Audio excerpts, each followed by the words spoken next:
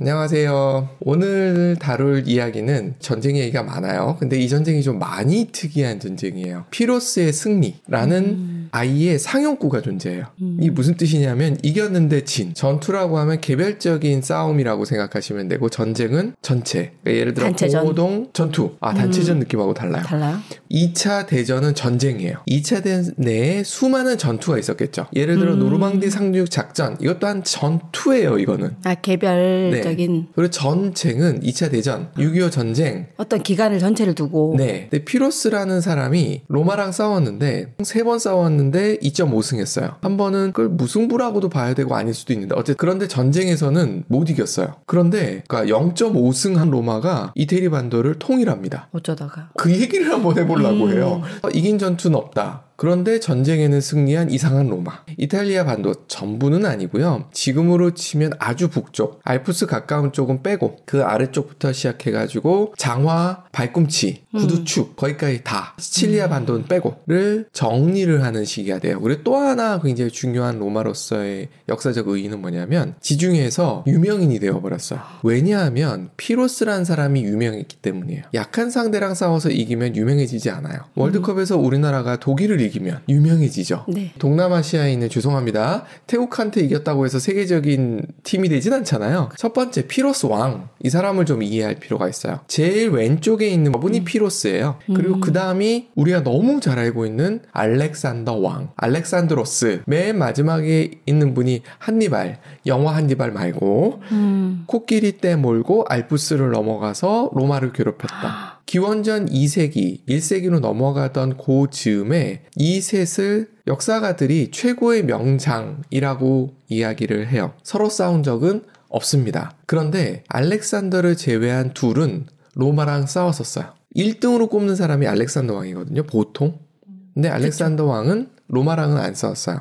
왜 안 싸웠냐? 로마 쪽에 먹을 게 없어 보여서 안 왔어요. 저번 시간에 다루었던 삼리움 전쟁이라고 로마가 정말 개고생한 전쟁이 있어요. 중부 산악 지역에 있는 민족이랑 계속 싸웠던 전쟁이 있는데 그 시기에 3번 싸웠는데 1차 전쟁하고 2차 전쟁 사이에 알렉산더 대왕이 페르시아 그리고 인도까지 가는 11년간의 원정을 하는데 다행히 로마로 안 왔어요. 이게 누구한테 다행인지에 대해서는 역사가들이 이야기는 안 해요. 그들은 가정을 안 합니다. 하지만 역사 덕후들은 재밌잖아. 알렉산더가 로마로 왔으면 어땠을까? 물론 시오나나미는 로마를 사랑하는 분이기 때문에 그래도 로마가 이겼을 것이다. 전투는 알렉산더가 이겼는데 전쟁은 로마가 이겼을 수 있다. 정확하게는 알 수는 없죠. 피로스란 사람이 당시에 지중해 지역의 최고의 명장으로 유명했던 사람이에요. 근데 그 사람이 왜 이태리로 왔을까? 그리스 사람이거든요. 그 이야기가 여기 지역에 뒤져보면 이 사람이 에페이로스라는 지역 어디냐 하면 이태리 반도 발꿈치 있죠. 거기서 그리스 쪽 건너편 거기 왕이었고요. 알렉산더 대왕이 있었던 나라가 마케도니아예요. 그리스 북쪽에 있습니다. 여기도 정복을 했었었나 봐요, 옛날에. 근데 쫓겨났었나 봐. 그래서 그걸 다시 회복하고 싶은 거야. 요 시대가 동네에서 좀 내가 좀 하지 하는 사람들은 저 알렉산드로스 신도름에 걸려 있었어요. 그런데 뭐가 부족했다? 돈이 부족했어요. 참고로 로마 같은 경우는 로마 시민병 시스템이었지만 대부분의 그리스 국가들은 용병 시스템이었어요. 군인을 사는 시스템이었던 거예요. 심지어 장군도 삽니다. 피로스는 군인이 필요했던 거예요. 그럼 돈이 필요하잖아요. 그 돈을 벌기 위해서 옵니다. 로마랑 싸우러. 그러니까 로마하고 억하심정이 있어서 온 건 아니에요. 그러니까 우린 징병제 말고는 잘 이해가 안 가네, 진짜. 그렇죠. 우리가 늘 징병했으니까. 네. 근데 로마 공부를 좀 하셨던 분들은 로마가 용병 시스템이었다라고 잘못 알고 계시는 분들이 은근히 많아요. 이 역사학자들이 그렇게 얘기하는 사람들이 있었어요. 근데 로마는 용병을 썼던 적이 없다라고 보는 게 맞는 것 같아요. 이건 개인적인 의견이에요. 초반에 없었던 건 100%고요. 후반에 게르만족들을 용병으로 썼다라고 하는데 그걸 용병이라고 봐야 되나? 요건 나중에 한번 같이 생각해 보시면 좋을 것 같고요. 로마사에 이런 이야기가 나와요. 에피소드를 보시면 훨씬 더 이해하기 쉬울 것 같아서 로마사는 티투스 리비우스라는 로마인이 쓴 역사예요. 저 사람이 활약하던 시대에는 지중해를 우리 연못이라고 얘기하던 시대였기 때문에 정말 국뽕이 차올랐을 거예요. 그 느낌으로 쓴 책 안에 있는 이야기예요. 등장인물이 둘입니다. 하나는 한니발이고요. 하나는 스키피오예요. 이 둘의 관계는 나중에 나오겠지만 스키피오하고 한니발하고 자마에서 붙어요. 그래서 스키피오가 이겨요. 근데 그 전에 10여 년을 한니발이 이태리 반도를 휩쓸고 다니거든요. 그러니까 계속 한니발이 이겼어요. 쉽게 얘기하자면. 그런데 마지막에 아프리카의 자마 지역에서 한니발이랑 붙어서 스키피오가 이겨요. 그러면서 끝나요, 전쟁이. 이게 한니발 전쟁 또는 2차 포에니 전쟁이라고 얘기하는데 그거 끝난 다음에 몇 년 후에 한니발하고 스키피오가 어디선가 만났대요. 술 한잔 하면서 했던 이야기다라고 하는데 스키피오가 한니발한테 물어봤대요. 이 시대 최고의 명장이 누구라고 생각하십니까? 라고 했더니 한니발이 나이가 훨씬 많습니다. 한니발이 뭐라 그랬냐면 제일 먼저는 알렉산더 대왕이죠. 페르시아의 대군을 소규모 군대로 무찔렀을 뿐 아니라 인간이 생각할 수 있는 경계를 훨씬 넘어선 지방까지 정복한 업적이 있습니다. 그럼 두 번째는 누구라고 생각하십니까? 그랬더니 피로스입니다. 병법의 대가이고 수경지, 군대들이 어디서 자야 될 거 아니에요. 그걸 어떻게 잘 만들 것이냐, 그게 얼마나 중요한지를 처음으로 인식한 사람. 그래서 피로스를 두 번째로 꼽았어요. 그리고 세 번째로 본인을 꼽았어요. 한니발 자신을 꼽았어요. 그랬더니 스키피오가 피식 웃으면서 물어봤다고 해요. 만약에 한니발 당신이 자마에서 스키피오 나를 이겼다면 어떻게 됐을 것 같습니까? 그랬더니 그럼 내가 최고지 라고 얘기했다고 해요. 제가 오늘 드리고 싶었던 핵심은 피로스가 어느 정도 위치에 있었던 사람인지, 얼마나 유명했던 사람인지를 말씀드리고 싶은 거예요. 우린 유럽 역사를 몰라요. 그래도 알렉산더랑 정도는 알죠. 조금 이름은 들어봤는데. 맞아요. 근데 피로스는 정말 몰라요. 그러니까요. 유럽 역사를 공부한 사람들은, 아니면 유럽의 학생들은 피로스 정도는 알고요. 피로스 승리도 알아요. 왜 피로스가 이태리까지 용병으로 왔을까? 돈을 벌러 왔을까? 타란토라는 항구 도시가 있습니다. 여긴 어디냐면 우리 아치가 무너진다고 하잖아요. 그 부분이라고 생각하시면 돼요. 거기에 있는 도시국가예요.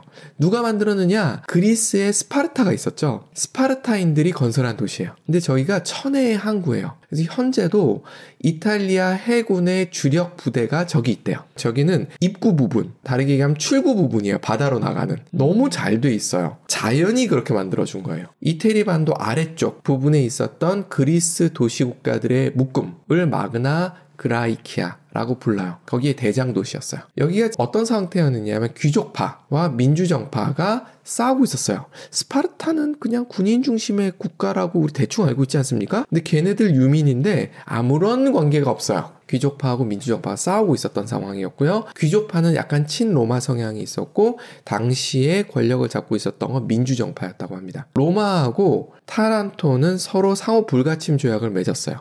이유는 뭐냐면 요 전 시간에 다루었던 삼리움 때문이에요. 이태리 중부에는 로마가, 이태리 그 아래쪽 중남부의 산악지대의 삼리움이, 그리고 그 아랫지역에 타란토가 있었던 거예요. 적의 적은 친구죠. 그러니까 로마 입장에서 삼리움이랑 싸우면 로마하고 타란토가 상호 불가침 조약을 맺을 수 있는 상황이었던 거예요. 근데 삼리움이 무너졌어. 그럼 어떻게 됩니까? 싸워야지. 그렇게 됐다라고 보셔도 되고요. 로마 입장에서 봤을 땐 타란토랑 저때 싸우고 싶은 마음이 아주 많기는 좀 어려웠어요. 왜냐하면 삼리움이랑 굉장히 오랫동안 싸웠거든요. 지칠 대로 지친 상황이야. 그 상황에서 또 싸운다? 이 생각을 하긴 조금 어려웠다라고 이야기를 해요. 근데 왜 분쟁이 생기기 시작했는지를 한번 보여드릴게요. 타란토 여기 보이시나요? 아치 부분에 있는 게 타란토예요. 무역으로 발달한 국가라고 보시면 되고요. 로마는 나폴리 지역을 자기 땅으로 했어요. 3대 미양. 드디어 해군이 조금 생기기 시작했어요. 해군이 좀 생기고 해서 요 아랫지역, 그리스인들이 많이 살고 있었던 요 지역하고도 이제 관계를 맺고, 또한 나폴리도 무역하는 국가였기 때문에 재해권이 굉장히 중요해요. 해적도 문제가 되고 다른 애들이랑 싸울 거 아니에요. 그걸 해결하기 위해서 해군이 조금씩 만들어지고 있다는 시기였어요. 그래서 배를 몰고 내려가고 있었어요. 이렇게 돌아서 갑니다. 가고 싶었던 데는 여기예요. 트루이라고 표현, 트로이 아니고요. 트루이라는 지역으로 가고 있었는데 태풍을 만난 것 같기도 하고 잘 모르겠는데 요 근처로 잘못 들어가 버린 거예요, 배가. 그러면서 타란툼에서 갑자기 놀란 거예요. 공격이다 해가지고 나가서 해군을 격파합니다. 4대 격파하고 5대는 도망가고 1대는 납포했다고 뭐 이렇게 나오더라고요. 그러면 로마 입장에서는 어떻게 해야 됩니까? 가만히 있으면 이건 체면을 구겨요. 로마도 이 중부 지역을 평정하면서, 아직 평정이 완전히 끝난 상태는 아니에요. 큰 전쟁은 다 끝났지만 어느 정도 정비가 돼도 그 뒤에 계속 문제는 있어요. 그걸 정비하고 있는 상황이었기 때문에 로마도 약간 시끄러운 상황은 맞았어요. 그래도 우리 해군을 군인을 격파해? 이건 아니지라고 생각할 수 있겠죠. 그래서 선전포고를 합니다. 그랬더니 타란토이 놀란 거예요. 지저쳐 들어오는 거 아니야? 그래서 피로스, 요 건너편이거든요. 한테 SOS를 칩니다. 부자 국가거든요. 군대를 이끌고 넘어옵니다. 그러면서 타란토이 뭐라 그랬냐면 37만 정도의 군인을 준비해 놓을게. 용병으로. 하고 이야기를 하니까 뭔가 얻을 수 있을 거라는 생각에, 그리고 명성을 높일 수 있을 거라는 생각에 온 거예요. 피로스가 왔더니 타란톤 사람들이 스파르타 그럼 우리는 300에서 봤던 그런 전쟁 잘하는 애들이잖아요. 그런 민족일 것 같잖아요. 아니었던 거예요. 피로스가 딱 왔더니 극장에 모여서 연극 보고 있고 체육관에서 운동하고 있었던 거예요. 표현이 이거예요. 약에 쓰려고 해도 임전태세는 찾을 수 없었다. 그래서 피로스가 열받아가지고 문을 다 닫아버렸대요. 그랬더니 넌 뭐냐? 하면서 별로 분위기는 안 좋았대요. 근데 뭐 전쟁을 해야 되니까 뭐 그랬다는 이야기가 있습니다. 보시면 삼리움하고 전쟁이 BC 290년이에요. 그리고 영해를 침범한 게 282년이에요. 그리고 전쟁을 본격적으로 한 게 280년이거든요. 10년밖에 안 되죠. 사실은 로마는 반반이었을 거라고 봐요. 그리고 위쪽에 에트루니아 정복을 완전히 마치기 위해서 군인이 대부분 이쪽으로 가 있었던 상황이에요.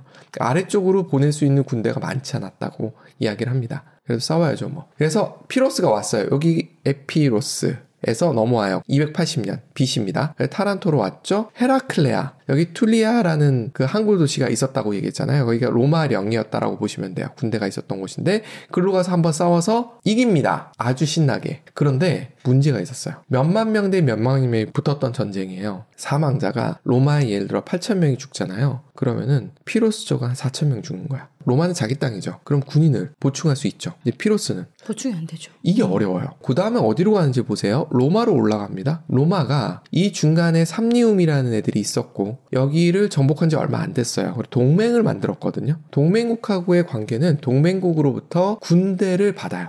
세금을 받진 않아요. 군대를 받아서 연합군 형태로 전쟁에 나갑니다. 물론 총사령관은 로마 사람 해서 전쟁을 치르는 거예요. 피로스는 들어올 때 무슨 생각을 했냐면 로마 연합 뭐 별거 있겠어? 내가 가서 이겨주면 우리 쪽으로 붙을 거야. 이게 그 당시의 모습이었거든요. 당연히 그렇죠. 강자 쪽으로 붙는 게 당연하잖아요. 로마 연합이 쉽게 무너질 줄 알았던 거예요. 근데 안 무너지는 거지. 그래서 피로스가 로마의 60km까지 접근을 했대요. 그러니까 로마 연합이 붕괴되면서 계속 군인이 늘어날 거라고 생각했는데 이게 생각보다 안 되는 거야. 그래서 후퇴합니다. 후퇴를 해서 다시 한번 로마랑 붙어요. 누가 이겼을까요? 또 피로스가 이깁니다.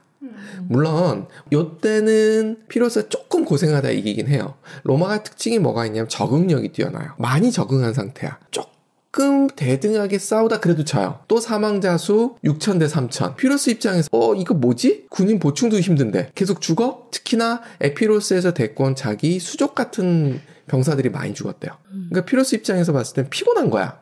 그래가지고 고민을 하다가 시칠리아로 잠깐 넘어가요. 여기 엘리체, 여기 되게 예쁜 동네예요. 이 시칠리아 쪽도 그리스 국가들이 굉장히 많았고 요 당시는 로마하고 카르타고하고 상호 불가침 조약 뭐 이런 게 돼 있었어요. 왜 그랬을까요? 중간에 낀 건 이번엔 요 남쪽이잖아요. 카르타고 시칠리아 서쪽에 있었어요. 그러니까 로마하고 카르타고하고 쎄쎄쎄하고 있는 상태. 항상 그런 과정이라고 보시면 되세요. 그리스 국가들이 도와달라고 하니까 뭐 의리로 갔겠습니까? 돈 준다고 했으니까 갔겠지? 그래서 싸우고 근데 여기서도 하여튼 지지부진해요.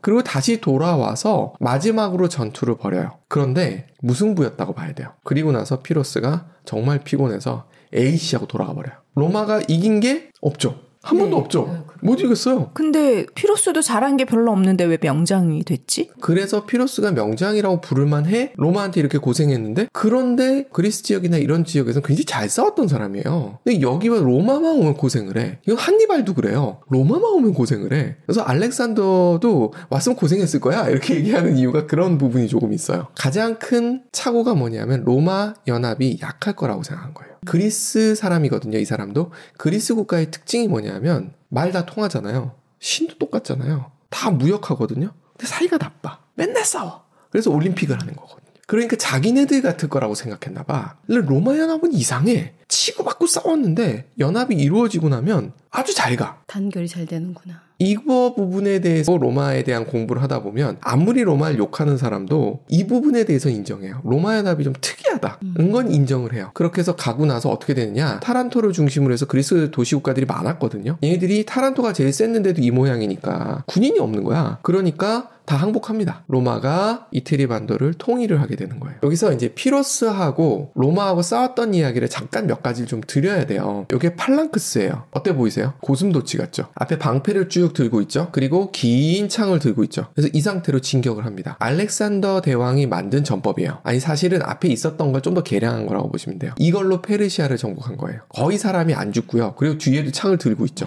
약점이 없나요? 있어요. 옆이 약점이에요. 뒤도 약점이 될 수밖에 없어요. 하지만 페르시아는 이런 전법을 처음 받고 여기에 적응을 못했던 거예요. 근데 로마는 이전에도 그리스 군인들이랑 좀 싸워봤기 때문에 이 팔랑크스에 대해서 대응할 수 있는 힘이 있었어요. 그래서 로마식으로 레기온이라고 불러요. 이걸 천주교에서는 레지오라고 얘기하죠. 좀 구성이 달라요. 세 줄로 쓰고요. 좀 모양이 좀 다른데 저 팔랑크스에 적응이 돼 있던 애들이에요. 그래서 어땠냐 하면 전쟁이 중무장 보병이라 그래요. 저렇게 중무장하고 있는 로마도 중무장 보병이 있거든요. 부딪히면 거의 팽팽해요. 안 움직여. 그럼 이걸 깨야 되잖아요. 이걸 어떻게 깼느냐 하면 이렇게 깼어요. 코끼리입니다. 코끼리를 데리고 가요. 저게 전차 탱크라고 생각하시면 돼요. 어떻게 하느냐 하면 중간, 좌익, 우익 이렇게 나눠요. 그래서 중간에는 보통 중무장 보병이 있어요. 팔랑크스하고 레기온이 부딪혀요. 얘네들은 그냥 거기서 그냥 있어요. 가만히 있는 거예요. 그럼 어떻게 되냐면 옆으로 치고 들어가야 돼요. 로마 쪽은 기병이 서 있었어요. 양쪽에. 피로스는 양쪽에 코끼리를 세워놓는 거예요. 코끼리로 기병을 밀어버린 거야. 말이 굉장히 소심한 동물인 거 아시죠? 그래서 옆을 가리는 거예요. 처음 보는 동물이잖아. 말이 놀란 거예요. 사람도 놀랬지. 말도 놀랬지. 그러니까 무너져버리고 중무장 보병이 있었던 그 옆으로 피로스의 기병이 따라서 옆을 쳐버린 거예요. 그래서 피해가 많았던 거예요. 1차전은 이렇게 해서 그냥 맥없이 졌고요. 2차전에는 그래도 적응해보려고 이번에는 전차부대를 만들었어요. 로마도. 코끼리 없잖아. 그래서 소가 끄는 리어커에 사람을 싣고 갔다 이런 느낌으로 이해하시면 돼요. 리어커는 조금 심하고요. 배너 영화에 보면 전차 경주하잖아요. 네. 그런 전차 같은 게 코끼리한테 끌려가고 있다고 생각하시면 돼요. 그보다 좀 큰 거겠죠. 그러면서 코끼리를 공격하려고 그랬는데 안 되는 거야. 그래도 조금 버티긴 했어. 그래서 2차전은 조금 더 버틴 거예요. 3차전이 무승부가 된 이유는 요 위에 로마 병사가 창 하나 들고 있죠. 긴 창. 이게 플럼이라는 거던데 필럼, 펄럼 발음은 저게 삼리움, 얼마 전까지 싸웠던 종족들이 쓰던 무기였던 거예요. 로마 특징이 뭐냐면 좋아 보이네? 얘는 전통이 없어. 이런 거 없어. 그냥 가져와.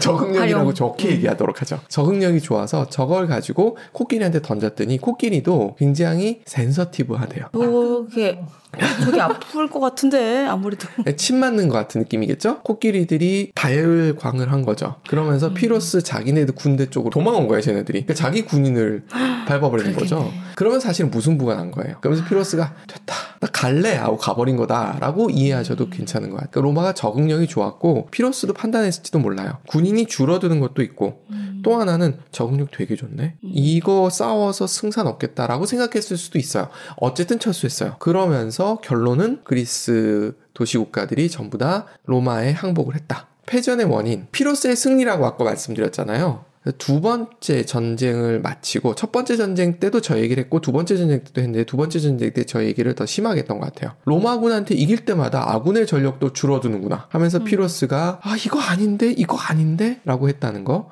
그리고 아까도 말씀드렸던 의외로 안 무너지는 로마 연합. 요 아래 사진은 요게 세르비우스 성벽이라고 당시의 로마의 성벽이에요. 그래서 요 근처까지 가지도 않고 돌아갑니다. 이탈리아 남부 도시들하고 동맹을 맺기 시작해요. 로마가 길을 닦습니다. 길을 닦는다는 건 뭐냐 하면 너랑 나랑 이제 하나야 라는 의미로 이해하시면 돼요. 타렌툼까지 아피아가도 라는 것이 연장이 되면서 이제 진짜 하나가 돼요.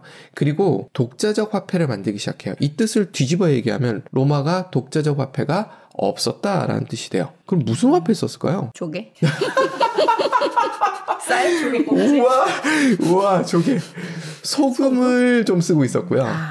그리고 아래 그리스 국가들이 있었고 나폴리 있었잖아요. 그리스 국가들은 화폐가 있었단 말이에요. 그래서 유럽을 가가지고 박물관을 갈 때 왜 화폐들을 그렇게 동전들을 많이 전시해놨는지 궁금해하셔야 돼요. 독자적인 화폐를 만들었다는 것은 본격적으로 무역을 시작했다는 시점하고 맞물려 있어요. 그러니까 로마가 저 전까지만 해도 무역엔 찌질이었다는 뜻이에요. 그리스 남부 도시들은 주로 뭘 먹고 살았냐면 무역으로 먹고 살던 애들이에요. 나폴리도 점령은 했습니다만 얼마 안 됐던 거거든요. 그리고 전쟁을 했잖아요. 정신 없었잖아요. 그게 정비가 다 끝난 다음에 그리스 남부 도시들이 세력권에 들어오면서 이제 화폐를 만들어야 되겠네 하면서 독자적인 화폐를 저 때부터 만들기 시작합니다. 아래 사진은 저희가 시칠리아를 떠나면서 시칠리아의 메시나라는 도시를 찍은 거예요. 메시나하고 이태리 반도에 발톱이 있는데 거기까지 거리는 배 타고서 커피 한 잔 마시는 거리밖에 안 됩니다. 짧은 거리예요. 다리를 놓기엔 약간 애매한가 봐요. 해저 터널도 현재는 없는데 그건 시칠리아의 경제력 때문에 그런 거라고 보여집니다. 굉장히 가까워요. 제가 이걸 왜 보여드릴까요? 이태리 남부를 통일했어. 그러면 저 정도 가까운 거리에 있는 시칠리아가 눈에 안 들어오면 이상한 거죠. 그럼 다음은 뭐가 될지 보이시죠? 자, 그건 다음에 하도록 하고요. 에피소드 하나만 좀 얘기 드리면서 마무리 지어보도록 할게요. 그리스는 용병을 데려다 쓰는 애들이니까 뭐 그렇죠. 그런데 피로스도 장군이죠. 로마도 계속 시민병으로 싸웠던 애들이에요. 이런 마인드가 좀 있었나 봐요. 첫 번째 전투가 헤라클레아 전투인데 전투가 끝난 다음에 피로스가 자, 그만 싸우는 게 어때? 나 봤지? 이 정도 해. 했더니 로마가 이거 받아들여야 되는 거 아니야? 라는 생각이 좀 들었어요. 왜냐하면 삼리움을 포기하라는 말 때문에 거절하기로 결정을 했습니다만 얼마 전에 정복한 데가 삼리움이잖아요. 피로스 입장에서는 강화 제의를 할 때 이렇게 생각한 거예요. 그리스 남부 도시를 도와주러 온 거잖아요. 그리스 남부 도시 쳐들어오지 마. 그리고 중간 지대에 두는 게 좋겠잖아. 그러니까 니들이 얼마 전에 정복한 삼리움 포기해. 로마 입장에서는 피로스 유명한 사람이거든. 브라질한테 축구로 이길 수 있을까? 이런 느낌 받는 거랑 비슷해요. 그래서 강화를 할까? 라고 했는데 그림 왼쪽에 보면 웬 할아버지가 머리에 이렇게 뭘 동여매고 있으시죠? 저분이 아피아가도를 만들자고 주장했던 강경파예요. 초강경파 할아버지예요. 아피우스 클라우디우스라는 분인데 눈도 잘 안 보이던 시점이래요. 부축받고 원로원으로 온 거예요. 평소에 안 나오다가. 니들 로마 애들 맞아? 뭘 포기한다고? 뭐 강화한다고? 말도 안 돼. 해서 싸우기로 결정을 해요. 헤라클레아 전투에서 로마군이 포로로 한 600명 정도가 잡혔었어요. 보통 어떻게 하느냐 하면 이 잡힌 사람들 중에 제일 높은 고위 장교가 강화 협상을 하러 와요. 그래서 원로원을 와가지고 이러이러한 강화 협상 제의문을 피로스가 줬는데 원로원 이거 인정하시겠습니까? 했을 때 원로원에서 경론이 일어났는데 아피우스 클라우디우스가 잘라버린 거예요. 그러고 나니까 다시 들고 간 거예요. 원로원에서 이거 안 된대. 로마군 포로를 풀어주신다면 우리가 몸값으로 이만큼을 주겠습니다. 보통 포로로 잡은 군인들은 어떻게 처리하냐면 죽이지 않아요. 돈이거든요. 노예로 팔아요. 몸값을 드릴 테니 포로를 풀어주세요. 그랬더니 피로스가 하는 말이 난 전쟁하러 왔지 장사하러 온 거 아니야? 라고 하면서 그냥 데리고 가. 근데 강화 협상이 결렬됐잖아요. 그러니까 600명이 다시 온 거야. 결렬됐는데 뭐 하면서 이거 왔다 갔다 한 거죠. 600명도 힘들었겠죠? 자기 집에 갔는데 다시 왔어. 근데 600명이 한 명도 안 빠지고 왔대. 이상해요. 하여튼 저 둘 다 이상해. 우리 상식선에서 생각할 수 없는 이상한 애들이라는 걸 얘기하고 싶은 거예요. 피로스의 의사가 있었는데 이 사람이 로마 원로원에 슬쩍 옵니다. 내가 독약으로 죽여줄게. 라고 얘기했더니 로마 원로원이 이건 아닌 것 같은데? 그래서 피로스한테 알려줘요. 너 의사가 너 죽이려고 그런다? 이상하죠 계속. 그랬더니 피로스가 오씨 고맙잖아. 그래서 600명 다 데리고 가. 그래서 줘버려요. 그랬더니 로마 쪽도 그러면 그리스 포로들도 있었을 거 아니에요? 얘도 데리고 가 하고서 줘버려요. 그리고 싸워요. 이상한 애들입니다. 왜 싸운 거야? 그리스 남부 도시들하고 이 피로스라는 사람은 생각이 많이 달랐던 것 같고 로마가 어떤 식으로 생각하고 있었는지도 엿볼 수 있는 에피소드여서 한번 가져와 봤어요. 이렇게 해서 결론. 로마는 갑자기 지중해 세계의 명사가 되었다. 재밌으셨길 바라면서 마무리하도록 하겠습니다.